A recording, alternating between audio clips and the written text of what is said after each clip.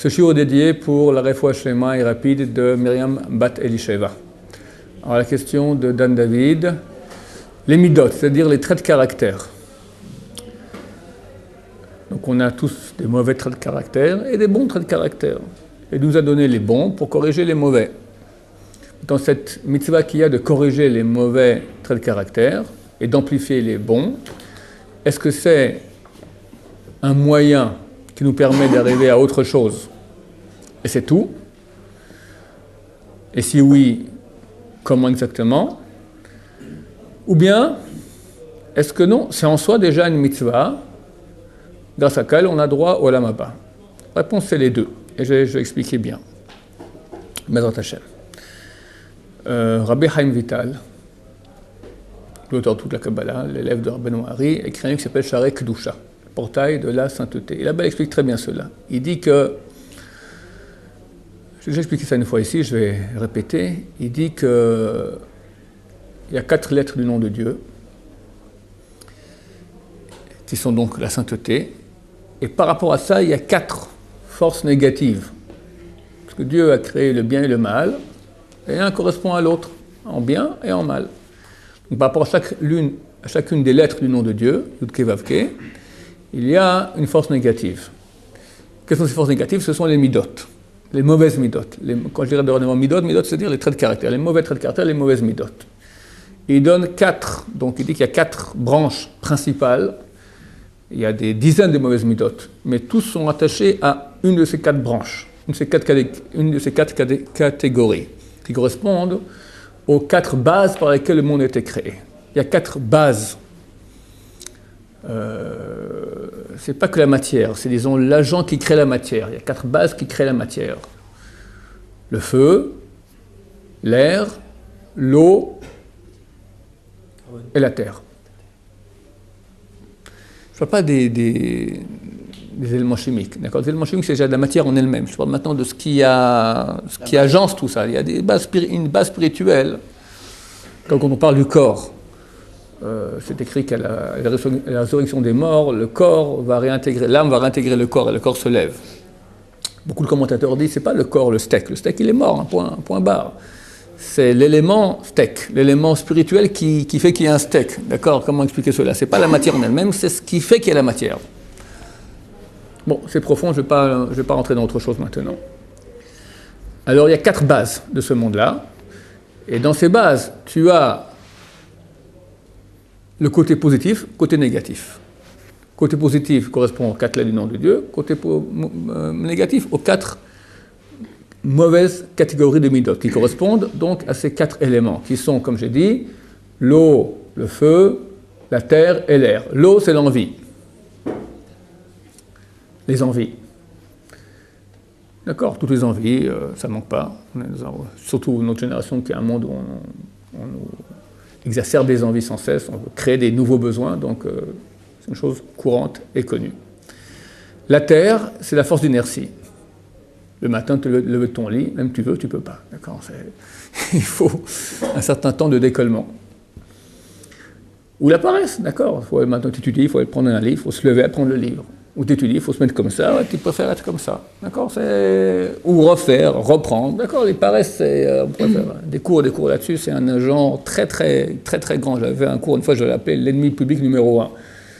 Si c'était la paresse, on prierait tous avec une grande kavana. Pourquoi on ne prie pas avec beaucoup de kavana? Parce ça demande un effort, on n'a pas envie d'effort. Pourquoi on ne fait pas une bracha lentement comme ça en pensant bien? Parce qu'on n'a pas le temps. Pas qu'on n'a pas le temps, on a le temps, mais ça nécessite un effort. On ne veut pas faire d'effort, d'accord? On aime la farniente, la flemme, la fainéantise, voilà. Pour beaucoup de personnes humaines, le paradis, c'est à peu près, c'est quoi le paradis? Donc le paradis juif, c'est-à-dire de la Neshama, c'est la connaissance de Dieu. C'est la Gemara, avec Marcha, d'accord? Je ne vais pas vous faire une idée infernale de l'enfer, d'accord? Du paradis. Mais le paradis, c'est la connaissance de choses de très très grand, que je ne sais pas ce que c'est, mais c'est certainement quelque chose de connaissance, d'accord? Mais j'ai beaucoup de personnes qui, eux, la connaissance de Dieu et les choses spirituelles n'ont pas beaucoup d'importance. Chez eux, ça se réduit au désir du corps. D'accord? Corps comme un chien. T'as un chien, t'as un corps de chien, un corps de chat, t'as un corps d'homme. Que veut le corps? Alors, tu demandes à une personne lambda dans la rue, dis-moi, s'il te plaît, pour toi, c'est quoi le cliché du paradis? Hein, c'est quoi le cliché du paradis? Deux cocotiers, un hamac tendu entre les deux, t'as une plage... De sable blond avec derrière une mer vert turquoise avec un ciel, comme ça comme dans les photos truquées avec des filtres, d'accord, quand tu as un filtre pour le ciel comme ci, et ben bon, voilà. Et tu es dans la Mac et tu fais rien. Ça c'est déjà la phase, donc, terre, la flemme, la fainéantise. Et si possible, les besoins, les désirs de ce monde, d'accord, une jeune fille à moitié habillée qui te met des grappes de raisin gentiment dans la bouche. Alitenina, c'est la phrase qu'a dit Esav, abreuve-moi de ce rouge car je suis fatigué. C'est exactement ça. Ça, c'est les deux premières catégories. La terre et l'eau. Reste le feu. Le feu, c'est l'orgueil, parce que c'est ce qui monte, d'accord, qui amène d'ailleurs la colère. L'orgueil, ça amène la colère. Donc, tu fais guili-guili à quelqu'un d'orgueilleux, il se met en colère. Et l'air, c'est la parlotte. Parler pour rien dire.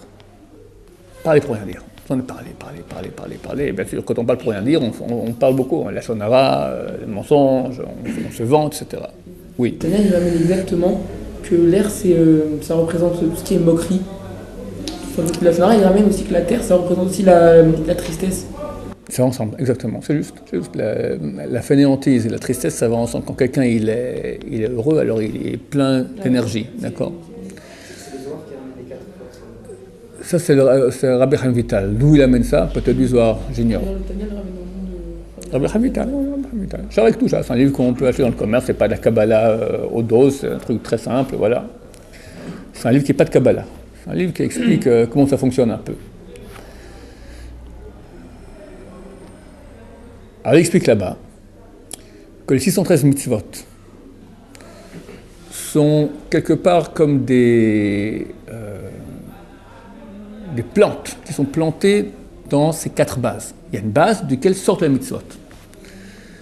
Pour faire une mitzvah, il faut que la base soit metoukanet, soit réparée, soit en bon état.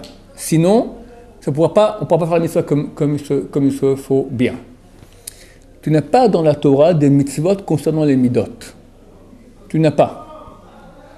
Presque pas, on va dire. D'accord? On va dire, en tout cas, dans la Torah écrite, c'est pas marqué ne sois pas fainéant. C'est pas marqué n'aie pas des envies. C'est pas écrit ne parle pas de bêtises. Et c'est pas écrit non plus ne sois pas orgueilleux. La Torah écrite. D'accord? On verra. Il y a des choses qui sont très proches de cela, et surtout après dans les 19 autres écrits du Nach, c'est-à-dire de la Bible. C'est ça que c'est la deuxième partie de sa réponse, qu'il y a quand même une mitzvah en soi. Mais ce que dit Rabbi Chaim Vital, c'est que, en fait, les midot en elles-mêmes, ce n'est pas des mitzvot.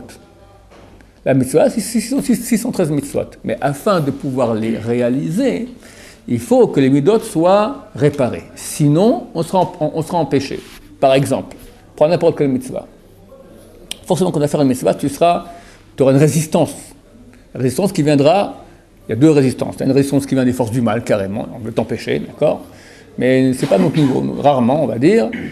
Notre niveau, déjà, on a la résistance de nous-mêmes, des 4 mauvaises midot. Alors, par exemple, tu dois te lever le matin pour faire la prière et tu veux faire Kriyat Shema. Il faut se lever. Maintenant, Kriyat Shema, ici, le premier magasin, c'est 8h11, d'accord? Il faut déjà avec talit, tefilin et faire Shabbat, tu veux faire la grasse matinée, 8h11, il faut se lever avant. Donc, c'est pas que maintenant Dieu t'a ordonné ne sois pas fainéant. Il t'a ordonné fais Kriyat Shema le matin.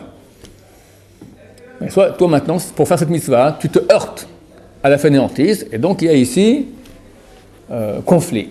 Donc, quelque part, tant que la mida n'est pas réparée, la mauvaise mida n'est pas réparée, donc empêchement de faire la mitzvah.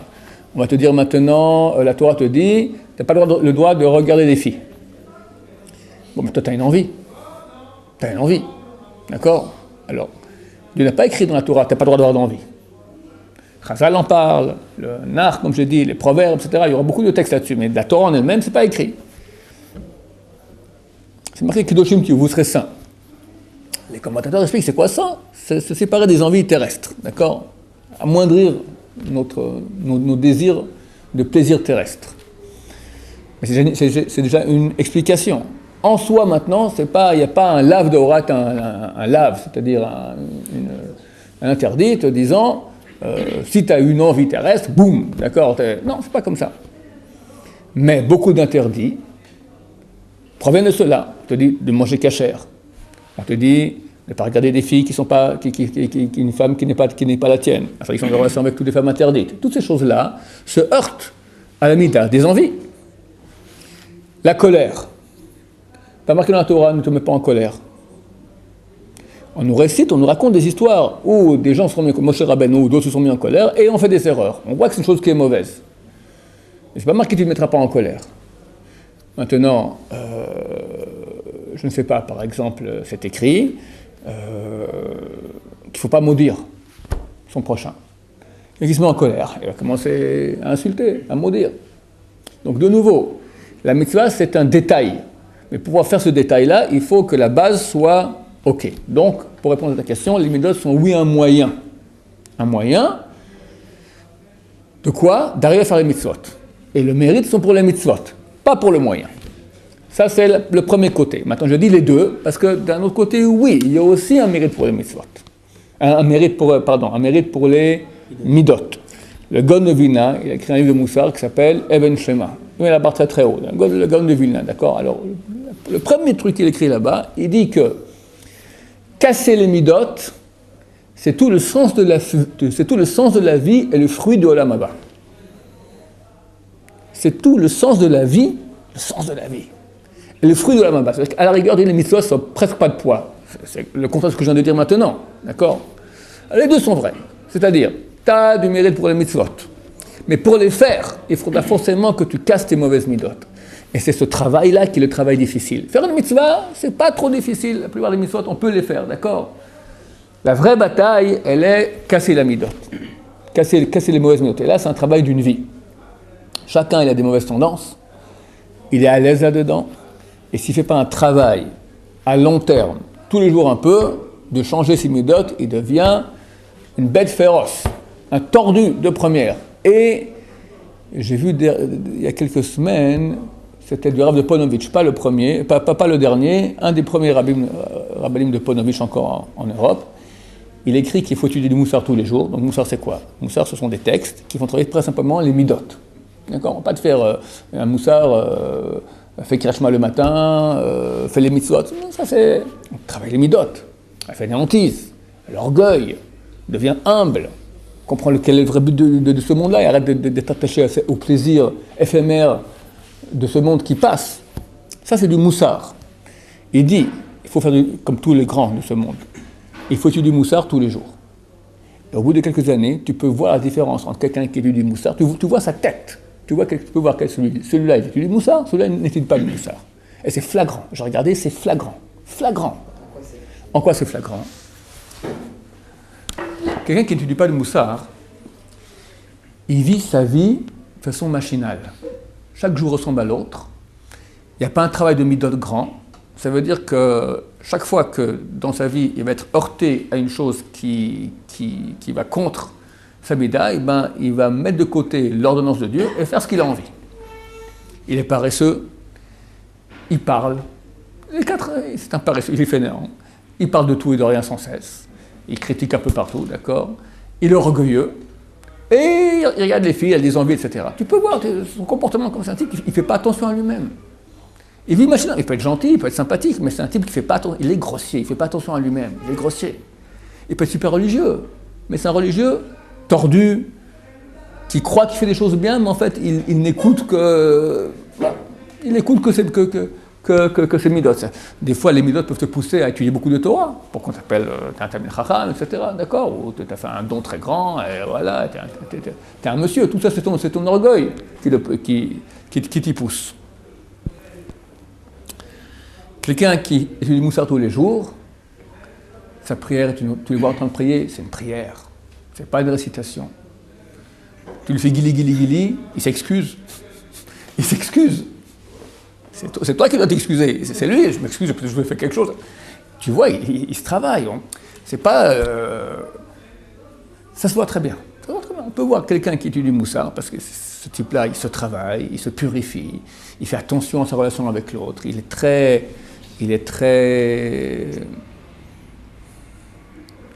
inquiet de ne pas faire du mal à l'autre. Il se travaille. L'altruisme. Altruisme, mais plus qu'altruisme. Altruisme, c'est faire beaucoup de gens font du bien à l'autre, mais ils ne sont pas du tout inquiets de ne pas faire du mal. Il y a beaucoup de gens qui font beaucoup de bien autour d'eux, et à la maison, ce sont des vrais sauvages. Ça existe, c'est la tendance naturelle. Parce que quand tu vas aider l'autre, la veuve et l'orphelin, tu te sens maintenant des ailes. Tu es Superman qui va voler maintenant aider la veuve et l'orphelin, d'accord, va aider ta femme. Elle est veuve de toi, tes enfants, ils sont orphelins de leur papa, d'accord. Non, c'est embêtant à la maison, c'est une corvée, d'accord. Tu as fait la corvée chez la voisine qui est veuve et orpheline. Ah, j'ai passé le balai dans toute sa maison. Bah, passe le balai chez toi à la maison. C'est très dur, c'est très dur.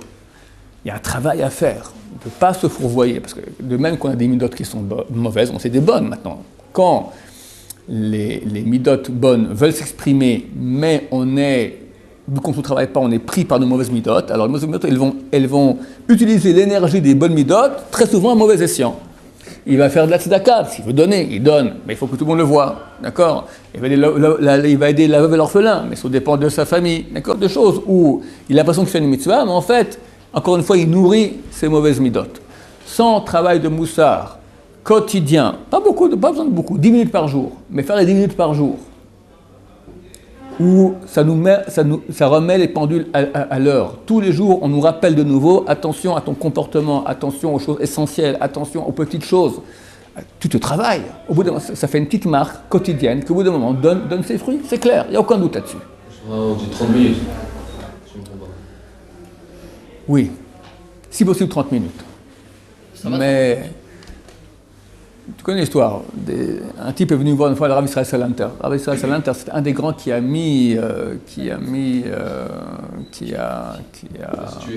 institué, très bien, merci, qui a institué le moussard dans les yeshivot. Avant, c'était pas question, c'était Bitul Torah. Une très grande marloquette, une grande divergence, une grande dispute qu'il y a eu entre les rabbins il y a 150 ans. À la fin, aujourd'hui, il n'y a pas de yeshiva où tu n'as pas 20 minutes de moussard quotidienne.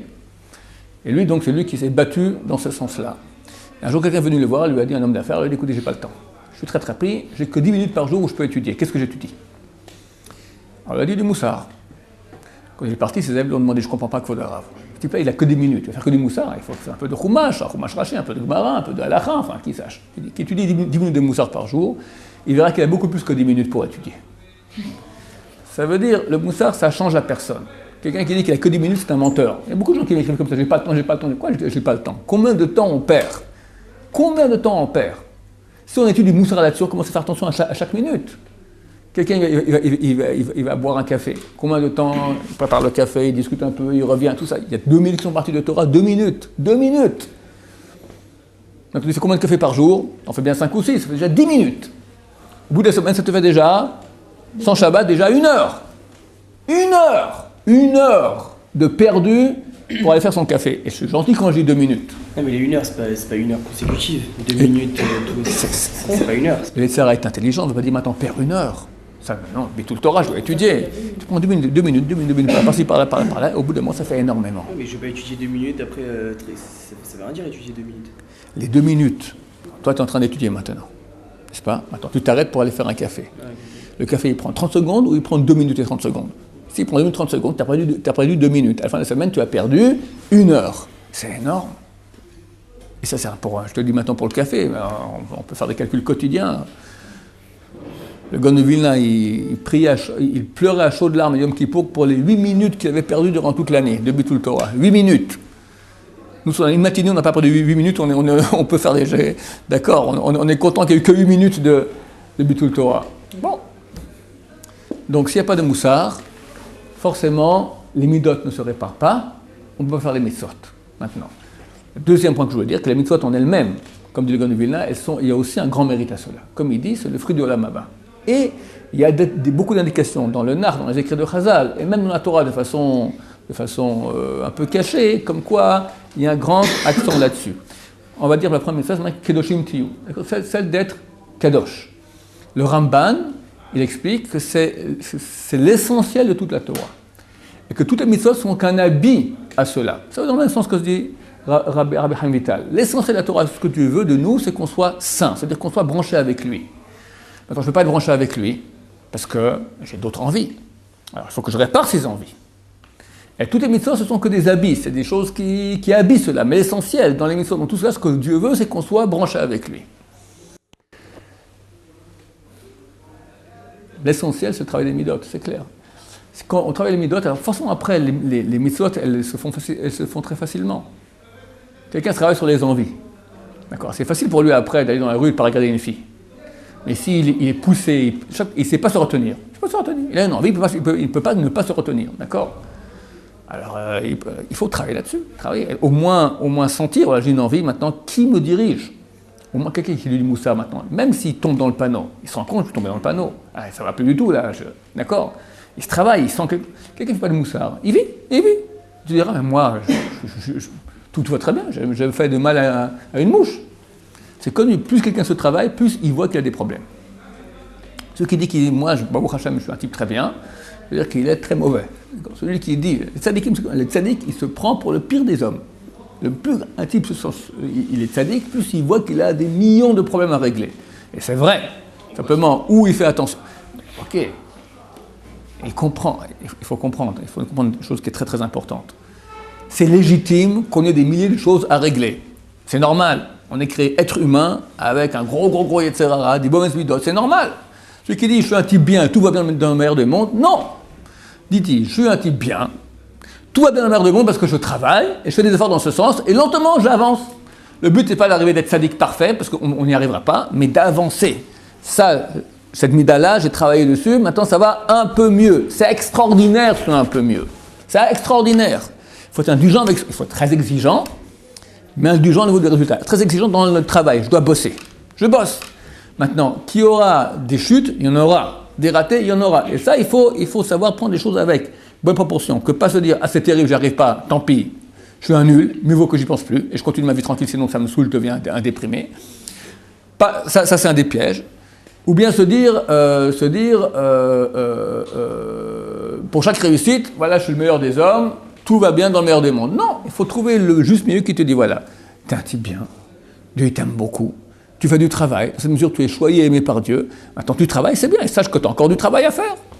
Il ne faut pas se regarder mal, mais pas se regarder trop bien, trop bien non plus. Il faut trouver, ni se reposer sur le laurier, ni complètement déprimé parce qu'on est trop mauvais. Trouver le juste milieu qui fait qu'il reste le plus performant possible. C'est ça le but, avancer. Qui on est, quel autre niveau dans le ciel, personne ne sait, on ne saura jamais. On saura une fois qu'on sera là-bas. Le seul but qu'on a en attendant, avancer le mieux possible. Pour avancer, du moussard, oui. On n'est pas d'accord pour dire que l'étude de Torah, de la Gemara particulièrement, ça fait aussi travailler les midot. Ça aide, si quelqu'un travaille les midot, la sainteté que lui amène l'étude de Torah lui permettra de mieux travailler. Mais s'il ne travaille pas, je vais expliquer un peu à quoi ça ressemble, prenons un exemple.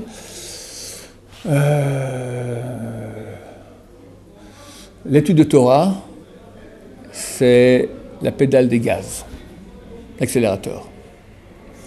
Maintenant, quelqu'un étudie beaucoup. Il appuie sur l'accélérateur, il fait 5000 tours minute. C'est bien. Mais il est au point mort. Pas voiture automatique, la voiture à vitesse. Il est neutre. Alors, il n'avance pas d'un millimètre. Hein? Alors, il suit beaucoup de Torah. Mais cette Torah, maintenant, le Gaon du Vilna explique c'est quoi. La Torah, c'est comme de l'eau. C'est marqué à la fin de la Torah dans Parashat Azinu.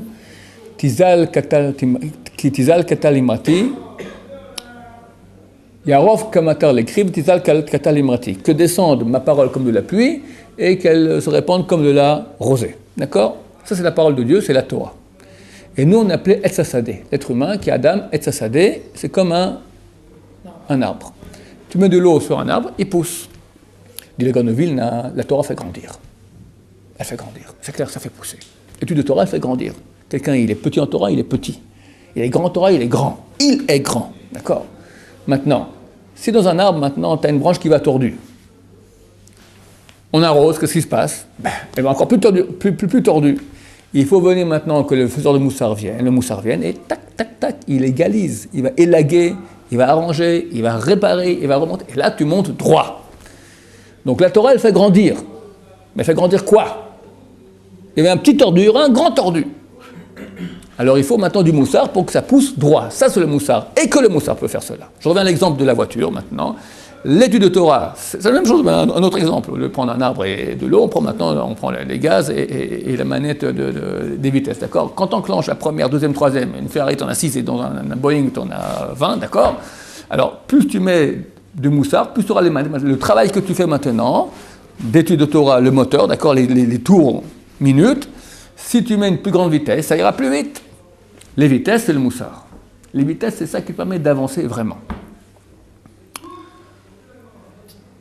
Et, enfin, par exemple, après, je sais pas, mais moi, par exemple, j'ai l'impression que la Torah, ça me fait beaucoup plus avancer que le moussard. Le moussard, ça me touche pas particulièrement. Non. La Torah t'amène de la sainteté, de la Kedusha. Tu sens cette Kedusha. Le moussard, ça mène aucune Kedusha. Le moussard, c'est, comme dit Israël Salanter, c'est prendre un morceau de viande et le taper avec un bâton. C'est ça le moussard. C'est-à-dire, réveille-toi. Réveille-toi. Maintenant, ce réveille-toi, ça n'amène pas de la sainteté, mais ça te réveille. Ça te dit, mon cher ami, pourquoi tu es venu sur terre? Comment tu as osé hier arriver 1 minute en retard à la prière? Tu te rends compte maintenant? Il y a du moussard cassant. C'est terrible ce que tu as fait. Ou bien, si tu seras venu 1 minute avant, t'es arrivé 1 minute avant, c'est tellement grand, ça donne envie. C'est fait pour booster en avant. Maintenant, quelqu'un qui tous les matins arrive 1 minute en retard à la prière, c'est pas beaucoup, c'est que 1 minute. Il s'habitue à ça, mais il est en retard. Il est en retard. Pour lui, c'est rien, c'est normal. Faire du moussard, non, c'est pas normal. Au bout d'un moment, il va venir 1 minute avant. Il a changé. Il a changé. Tu sais la différence qu'il y a au niveau de la qualité humaine entre un type qui vient 1 minute avant et 1 minute après, c'est énorme. C'est un type qui n'est pas... Quelqu'un qui vient 1 minute après, ça veut dire qu'il n'est pas maître de sa réalité. Il veut arriver 1 minute avant. Il n'est pas capable. Il n'est pas capable. Tu comprends un peu la nullité de la personne. Je veux dire, je veux arriver à l'heure, je ne suis pas capable. Et on est tous dans la même... d'accord, c'est très dur d'arriver... Je veux arriver à l'heure. Je veux arriver à l'heure. Vraiment arriver à l'heure, le type... Je veux arriver à l'heure. J'aimerais bien être à l'heure. Essaye d'arriver à l'heure. Demain, je vais arriver à l'heure. Tu vois? Ouh là là, les efforts qu'il faut fournir. Rav Shlomo Zalman Auerbach est invité à une brite pour être sandak. C'est un des grands de la Torah. Le brite devait être à, je sais pas, on va dire à 1h. À 1h, il était présent. Il vient, personne. Personne. Qu'est-ce qui s'est passé? Il y a eu de la neige, il y a eu des bouchons de machin, et c'est très dur d'arriver. Il y a eu un problème depuis la neige. Pour venir un quart d'heure plus tard, tout à coup, le père de la Brit Mila, il arrive, tout désolé, je sais combien de temps ça prend d'arriver, mais à cause de la neige maintenant, ça a pris le double. Il dit, moi aussi, je sais qu'il y avait de la neige.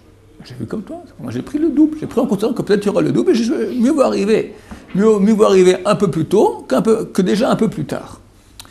Mais quelqu'un qui n'est pas à un niveau aussi grand que ça, il ne faut pas trop en considération que peut-être maintenant il y aura une chose qui va empêcher. Rabbi Yonah Bachoul aussi, il écrit ça dans son livre.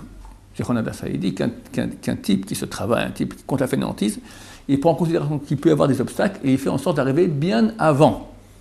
Bien avant. Comme ça, il arrive ou avant ou à l'heure, mais pas en retard. Ça demande une maîtrise de soi, une qualité humaine de maîtrise de soi énorme, énorme. Et nous, on préfère le laisser aller. Ça veut dire, ne me casse pas les pieds, fainéantise. Ne touche pas mon orgueil, ne me casse pas les pieds. Je vais à mon rythme. Comme on dit chez nous en Suisse, il n'y a pas le feu au lac. Tout doux, tout doux. Bon, on va s'arrêter ici. Baruch Adonai, Amen.